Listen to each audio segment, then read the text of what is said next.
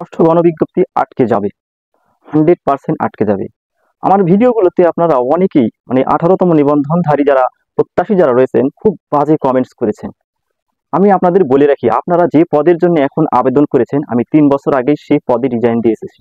ইতিমধ্যে আমি কিন্তু 3টি সরকারি চাকরি পরিবর্তনও করেছি। আমি একটা বিষয় আরো আমি ভেবে পাই না, আপনাদের এই যে চড়া মেজাজ, এটা নিয়ে আপনি এমপিওভুক্ত চাকরি কি করে করবেন? নিজের জেলার বাইরে গিয়ে আমিও চাকরি করেছি। ধৈর্য না থাকলে এমপিভুক্ত চাকরি করা যাবে না। কাজেই কমেন্টস করার সময় আপনারা একটু সতর্ক থাকবেন। তো চলুন মূল কথায় চলে যাই।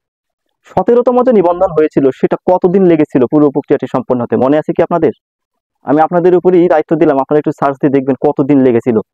এই দীর্ঘ প্রক্রিয়ার পরেও যাদের 35+ হয়ে গেছে তাদেরকে কিন্তু নিয়োগ দেওয়া হয়নি, যদিও তাদের নিয়োগ পাওয়া উচিত ছিল, কারণ এত দীর্ঘ সময় কয়েক বছর লেগে গেছে, সেখানে 35+ তো হবেই, তাদের নিয়োগ দেওয়া উচিত ছিল, কিন্তু সেটি দেওয়া হয়নি। এবারও কিন্তু অনেকেরই 35+ হচ্ছে, তারাও কিন্তু আবার নতুন করে সামনে আসবেন। দ্বিতীয় কথা হচ্ছে যে নারী কোঠা। নারী কোঠা নিয়ে আপনাদের যে 18তমরা কিন্তু পছন্দ করবেন না, আবার নারী প্রার্থী যারা আছেন তারা পছন্দ করবেন।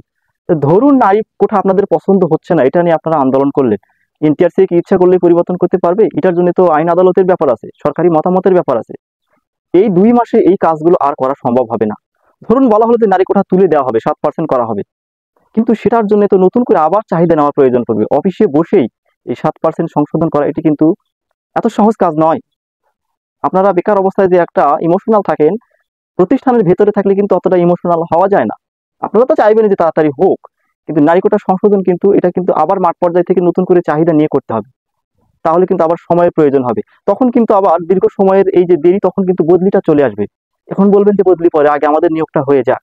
আপনারা তো এখনো নিয়োগ পাননি, কিন্তু এর আগে যারা গণবিজ্ঞপ্তিতে নিয়োগ পেয়েছে, বিভিন্ন জেলায় পোস্টিং হয়েছে, তারাও তো শিক্ষা মন্ত্রণালয়ের কাছে কিছু চাইবে।